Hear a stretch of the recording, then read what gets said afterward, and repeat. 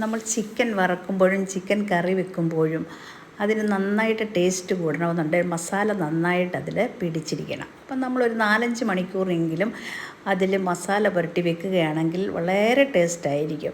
അപ്പോൾ ചിക്കനും മീനും ഒക്കെ വറക്കുന്നതിൻ്റെ മസാല പുരട്ടിയ ഒരു വീഡിയോ ആണ്. അപ്പം ചിക്കൻ ഇവിടെ കഴുകി വൃത്തിയാക്കി വെച്ചിട്ടുണ്ട്, അതുപോലെ തന്നെ മീനും വെച്ചിട്ടുണ്ട്. അപ്പം ചിക്കന് വേണ്ടിയുള്ളതാണ് ഞാനിപ്പോൾ കാണിച്ചു തരുന്നത്. അപ്പം ചിക്കന് ചേർക്കാനുള്ള മസാലകളാണ് ഇവിടെ എടുത്ത് വെച്ചിരിക്കുന്നത്. അപ്പോൾ നമുക്ക് ഇടുമ്പോൾ ഓരോന്നായി കാണിക്കാം.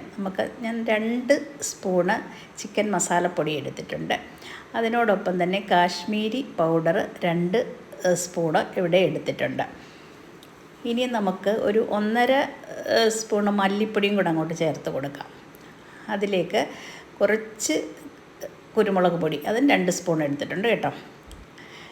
പിന്നെ നമുക്ക് വേണ്ടത് ഗരം മസാലപ്പൊടി അല്പം ഇട്ട് കൊടുക്കുക. പിന്നെ മഞ്ഞൾപ്പൊടി, ഉപ്പ് ആവശ്യത്തിന്, ഇതെല്ലാം നമുക്ക് ആവശ്യാനുസരണം ഇട്ട് കൊടുക്കും. ഇവിടെ ഞാൻ 2 ചിക്കനാണ് എടുത്തിരിക്കുന്നത്. അതിനുള്ള മസാലക്കൂട്ടാണ് ഇവിടെ റെഡിയാക്കിക്കൊണ്ടിരിക്കുന്നത് കേട്ടോ. അപ്പോൾ ഇത് നമുക്ക് തയ്യാറാക്കി ഫ്രീസറിലൊക്കെ വെച്ച് കഴിഞ്ഞാൽ ആവശ്യാനുസരണം എടുത്ത് വറക്കുകയോ കറി വയ്ക്കുകയോ ഒക്കെ ചെയ്യുകയും ചെയ്യാം. അപ്പോൾ ഇതിലേക്ക് ഞാൻ 2 സ്പൂണ് ഇഞ്ചി വെളുത്തുള്ളി പേസ്റ്റ് 2 കൂടെ ഒന്നിച്ച് പേസ്റ്റാക്കി എടുത്തതാണ്. ഇതിൻ്റെ കൂടെ നമുക്ക് ഒന്നുകിൽ നാരങ്ങ നീര് അല്ലെന്നുണ്ടെങ്കിൽ വിനീഗർ, ഇതിലേതെങ്കിലും നമുക്ക് കുറച്ച് ഒഴിച്ച് കൊടുത്തിട്ട് ഇത് നന്നായിട്ട് നമുക്കൊന്ന് മിക്സ് ചെയ്തെടുക്കാം.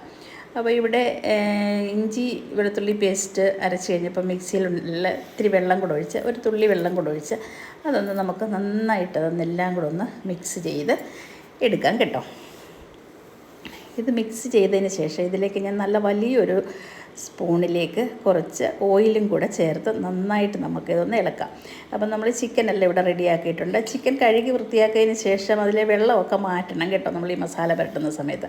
അപ്പോൾ നന്നായിട്ട് മസാല തേച്ച് പിടിപ്പിച്ച് അതിൽ കുറച്ച് കറിവേപ്പിലയൊക്കെ കൂടെ ഇട്ട് നന്നായിട്ട് തേച്ച് പിടിപ്പിച്ച് നമ്മൾ ഇളക്കി വെച്ചിട്ടുണ്ട്. ഇത് ഇപ്പം തന്നെ വേണമെങ്കിൽ നമുക്കൊരു അരമണിക്കൂർ കഴിഞ്ഞ് എടുക്കാം. എങ്കിലും ഇത് കുറേ മണിക്കൂറുകൾ ഇരിക്കാമെങ്കിൽ നല്ല ടേസ്റ്റായിരിക്കും.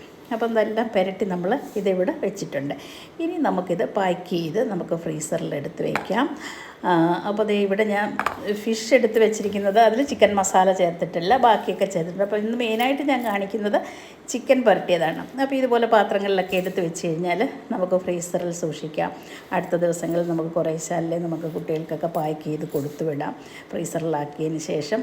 അപ്പോൾ നമുക്ക് നല്ല ടേസ്റ്റോടുകൂടി ഇത് കഴിക്കാൻ പറ്റും. അപ്പോൾ ഇന്നത്തെ വീഡിയോ നമ്മൾ മസാല എന്തൊക്കെയാണ് ചേർത്തത് എന്നുള്ള വീഡിയോ ആയിരുന്നു. Okay, by.